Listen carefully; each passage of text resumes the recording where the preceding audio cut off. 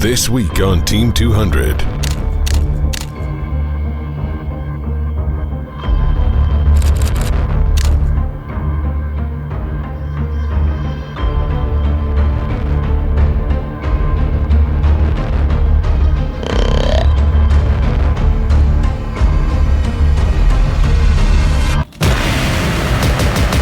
Grandpa's rosary right there. My dad just gave it to me tonight.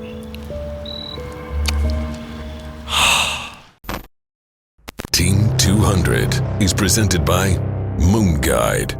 Plan your best hunt. New to the team, meet Shan Twit. Shawn is a die-hard Kentucky bow hunter who fell in love with self-filming his hunts and pursuing the largest animals in his area. I definitely have a year-round nutritional program set aside for the deer on the different farms I have access to hunt. And the Whitetail Institute line of minerals are one of those components.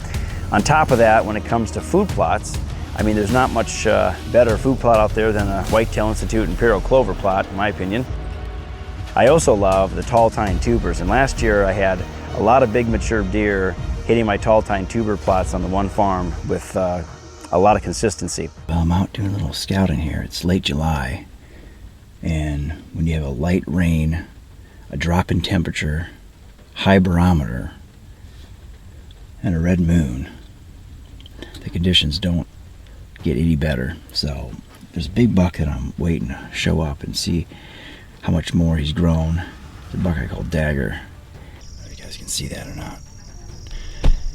And the Moon Guide says 808 field edge.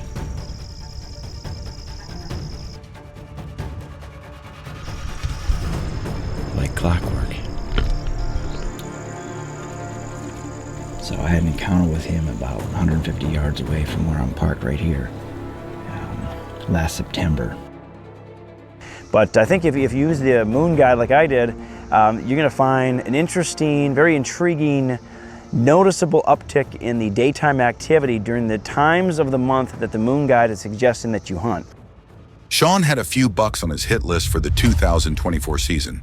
There was Dagger, the buck he filmed while summer scouting, another buck with a huge hook he nicknamed Uncle Fester, a double beam buck known as Funky, and one he calls Coke Can.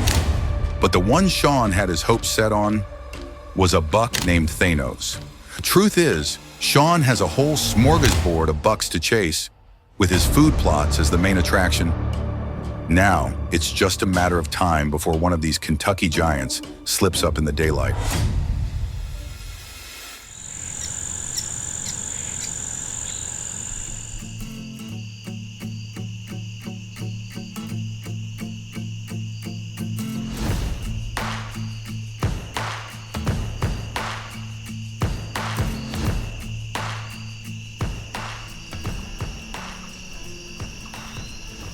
Well, I entered into the 2024 season with high hopes because I had several shooters on camera on multiple different farms. But there was one deer in particular that really caught my attention and got me fired up, a deer I called Thanos. He was a beautiful 5x5 in that 160 range, and he was very regular. He would come into my Whitetail Institute tall tine tuber plot, and the Tacticam reveals would keep me updated every day. And I knew when he would enter, where he would enter, how long he would feed, and on average where he would exit.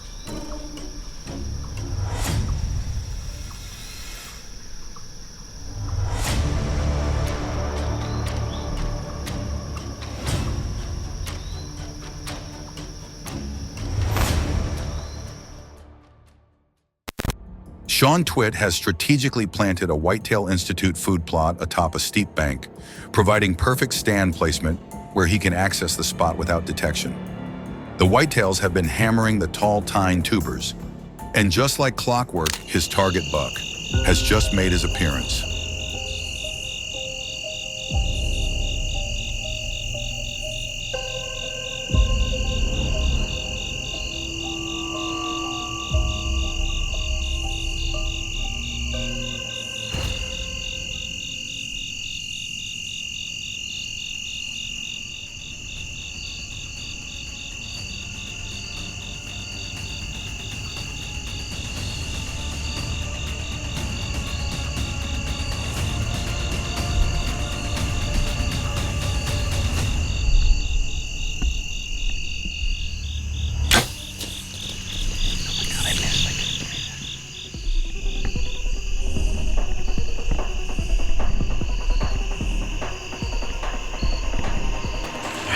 So last night was not the way that I wanted my hunt to end. I just didn't use the pin properly, and I didn't make sure when I looked down that it was set at 30. It's my fault, and the rest is history. So the good news is I completely had no idea. It took me 34 minutes to get my bow lowered down and then climb down. But there was, I think, 6 bucks total in the field with 4 or 5 does. So it was 10 deer within less than 60, 65 yards. And I was able to pull it off. And now tonight it's a lot warmer, but the wind direction is even better. It's blowing straight back towards the big steep hill that I climbed up. And so I looked on the reveals this morning, and he came back and forth in front of my one camera 3 times throughout the night. So that's really exciting.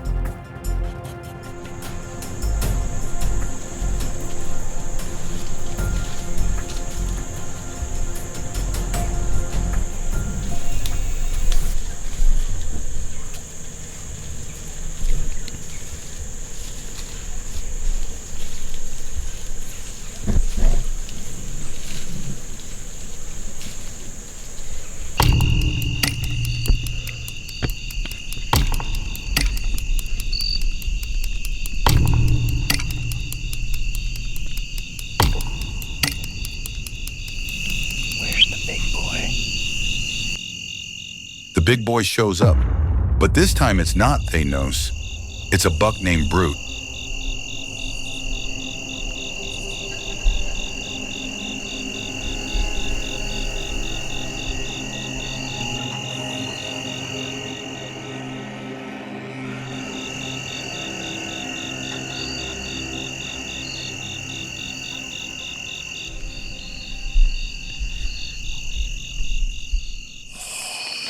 That exciting. So he's like 35.5 yards away. That's Brute. Big, just dominant deer. Awesome buck. So close. But then he got to like 37 and 39.2 and 41, and then that guy ran out of good shooting light. So better safe than sorry. But man, whenever you have creeks or rivers that have water and you're hunting on days when it's hot, get your long sleeve and short sleeve thin shirts soaking wet, then wring them out for the remainder of your walk. Keep your body cool, and therefore you won't sweat and you keep your scent to a minimum. Now for the rest of my body, namely my legs, I'm going to be using a little scent thief.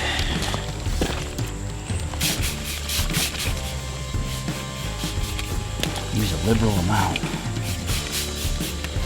So hopefully that tip will help you, because there's some big bucks that can be taken the first couple of weeks of the season. And I know it's uncomfortable, but it's worth it because you have the element of surprise in your favor. Shan Twit has relocated his target buck, hitting a scrape in the timber right in front of his lone wolf. Wasting no time, Shawn quickly adjusted his strategy, switching to morning hunts in hopes of ambushing the big buck on its way back to bed. So this morning at 8:18, Thanos showed up. He and Brute walked right into that scrape and worked it for a while. And just like that, it's another unexpected encounter with a buck Shane knows all too well. That was an awesome encounter with a buck we call Funky Cold Medina. Funky. Big body, double main beam, just awesome deer. Both alone will stand here. They came in right past my camera, parked, put a little scent out in that scrape, and he came right to it. Shawn elected to pass, considering the opportunity for his target buck.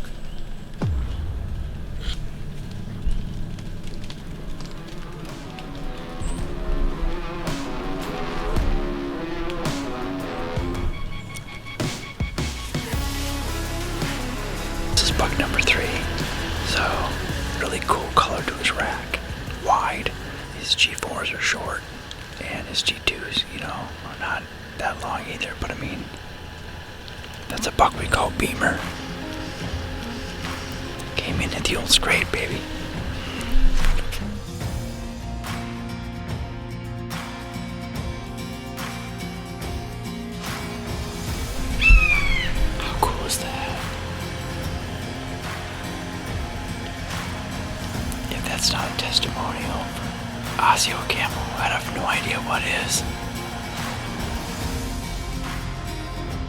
And here is where the story takes a sharp turn. Thanos, the majestic buck Shawn had tracked for weeks, was taken down by another hunter. But not just any hunter. It was Shawn's dad that sealed the deal. Huh? Come get your buck. Oh my God. Yeah, you shot Thanos, Dad. Oh, that's a mistake, isn't it? Well, it is what it is. It's fine. I'm glad that we got him. Oh my gosh. What do you think? I think this is unbelievable. It's a deer of a lifetime. Yep. Thanos stands for immortal, and not so much anymore. So October 21st, didn't tell too many people about that. I grazed him on camera. I grazed him underneath the belly, and I had my 25-yard pin set. I used 27. Blew 2 handfuls of hair off his belly, and he was no worse for the wear. 3 days later, he showed back up, and the rest is history. I had 2 more encounters, once on November 1st, a second on November 3rd, and in both cases, we had a stare down at 33 to 35 yards, respectively. And man, I had him patterned good. But this morning, it was a toss-up in my mind. I said, okay, what stand do I sit in? What stand do I put Dad in? And I put him in the stand that was a little bit easier for him to access and climb up into. Well, he shot the deer at about 9:15, 9:20-ish. About 9:20-ish. Once again, thank you. My son. He shot my deer.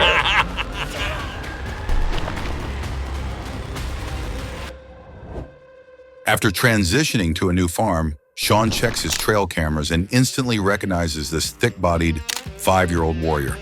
So at 4:45, I look up, and on the north side of the food plot, I see a doe traipsing across from left to right.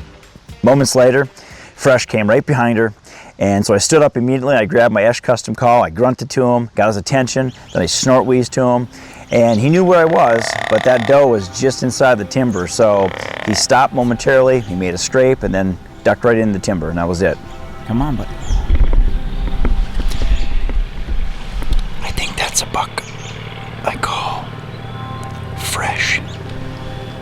It's hard to say, but he looks good. They're heading kind of in this general direction, so hopefully I get a chance to get a better look. Let's go there. And grunted maybe 3 or 4 more times as well, and a few minutes later he popped back out.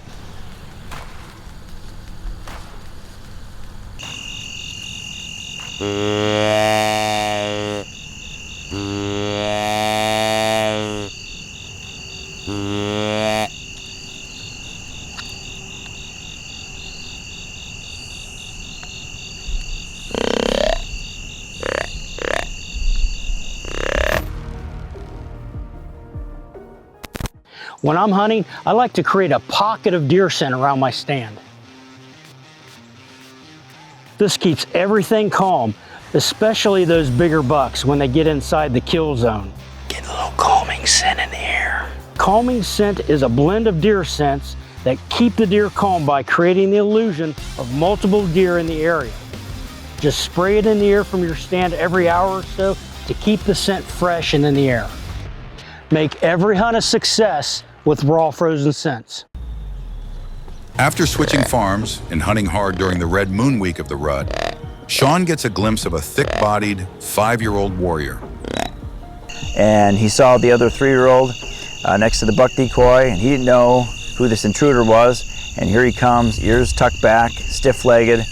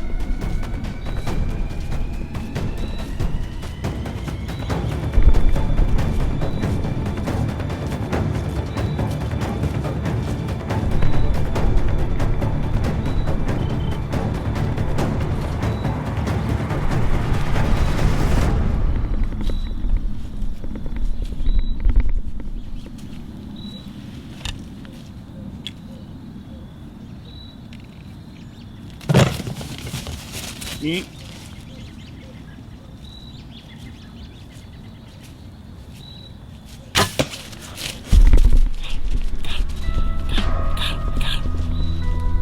That is exciting.